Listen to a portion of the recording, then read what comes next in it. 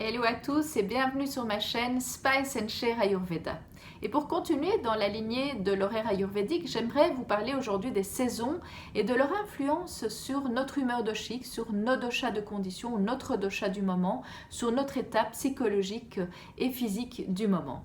Mais avant d'entamer le vif du sujet, j'aimerais d'abord mettre deux choses au point.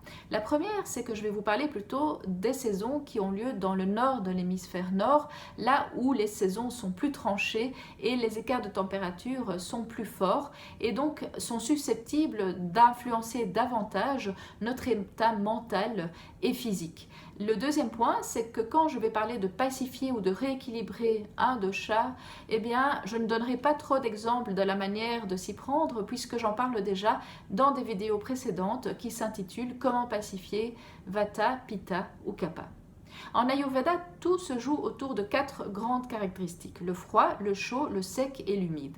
Et souvenez-vous qu'une ou deux de ces caractéristiques se retrouvent dans les doshas et que quand on se retrouve dans une saison durant laquelle une ou deux des caractéristiques correspond à un dosha, eh bien ce dosha va être exacerbé, il va avoir une tendance à être en excès et à se déséquilibrer. Et donc la manière de pacifier, de rééquilibrer ce dosha, eh bien sera d'avoir un mode de vie et une alimentation qui ont des caractéristiques contraires à ce dernier. Souvenez-vous, la loi des contraires en Ayurveda.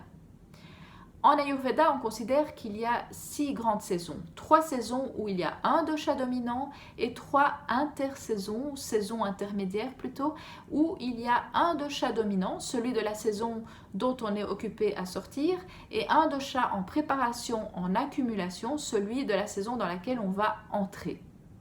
Parlons d'abord des saisons durant lesquelles il y a un dosha dominant. C'est la saison d'abord de l'été, en juin-juillet, où Pitta est exacerbé, est en excès.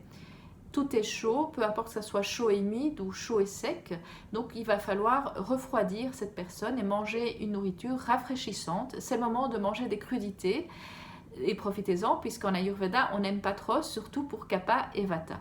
C'est le moment aussi d'être assez cool et ça tombe bien puisqu'en général on est en période de grandes vacances. Ensuite on a l'automne en octobre et novembre et c'est clairement la saison d'excès Vata où le temps est froid et venteux. Là, il va falloir lubrifier, chauffer la personne, lui donner une nourriture rassurante, plutôt douce et en tout cas aussi adopter un rythme très régulier, aller dormir tôt et surtout essayer de se relaxer avec par exemple du yoga. Ensuite, on a la saison de Kapha, fin de l'hiver, début du printemps, en février-mars. Et là, on va pacifier Kapha en ayant un mode de vie qui fait bouger la personne, qui reprend peut-être du sport et du cardio, en prenant peut-être une alimentation plutôt asséchante, mais en tout cas chauffante et amincissante, en tout cas très légère. Et surtout après les fêtes de fin d'année où on a en général trop mangé. C'est le moment aussi justement de se débarrasser de ces toxines et de faire peut-être une cure de désintoxication en faisant une monodiète ou pourquoi pas une cure de jeûne. Enfin, on a les saisons intermédiaires. Alors, c'est les saisons durant lesquelles on aura un dosha dominant et un dosha en préparation. Et comme en Ayurveda, on préfère prévenir que guérir, eh bien, on va anticiper l'excès du dosha qui va s'accumuler en adoptant peu à peu un mode de vie qui le pacifie également. On va devoir donc jouer sur les deux tableaux et pacifier non seulement le dosha dominant, mais également celui qui est en accumulation.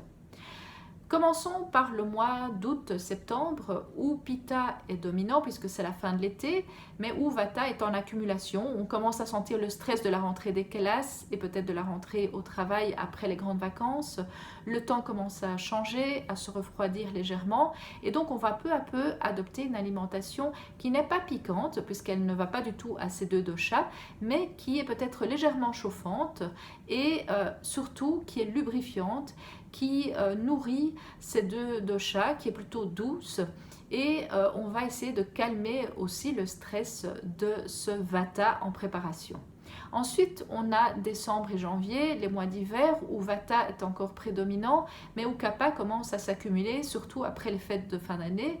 Et là, on va peu à peu donc surtout manger une nourriture chauffante, mais également peut-être avoir une nourriture amincissante, plus légère, peut-être un peu asséchante, et surtout commencer à peu sortir de son état de léthargie de fin d'hiver. Alors, on a ensuite le mois d'avril et le mois de mai, où la Kapha est toujours prédominant, mais Pitta se prépare. Les journées commencent à être plus longues, un peu plus chaudes. Donc, on va adopter un régime qui convient à ces deux doshas et qui sera plutôt une alimentation amère et astringente. Voilà, nous avons fait le tour de 6 saisons ayurvédiques. Alors peut-être que cela vous paraît un peu complexe, mais ne vous inquiétez pas, l'essentiel est de vraiment observer le climat, et si celui-ci est plutôt froid et humide, eh bien vous aurez tendance à avoir un excès Kapha. Si celui-ci est froid et sec, vous aurez tendance à avoir un excès Vata, et si celui-ci est plutôt vers le chaud, vous aurez tendance à avoir un excès Pitta.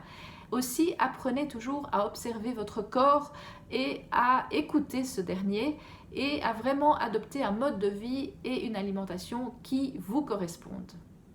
Voilà, j'espère que cette vidéo vous aura plu. Si c'est le cas, n'oubliez pas de monter votre pouce vers le haut.